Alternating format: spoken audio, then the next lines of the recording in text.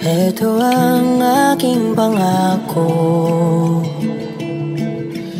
pag-ibig na di maglalaho.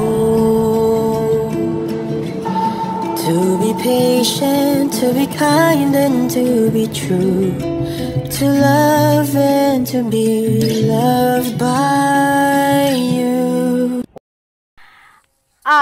Yura, hula ngayong 2025, Don Bell, lalong lalalim daw ang pagmamahalan sa isa't isa. Mas lalo daw nilang gugustuhin ang isa't isa. Ang dami daw tukso pero hindi daw nila hahayaan na matalo sila nito. At lalo pa silang sisikat at nag-uumapaw daw ang mga projects this 2025 na darating sa kanila.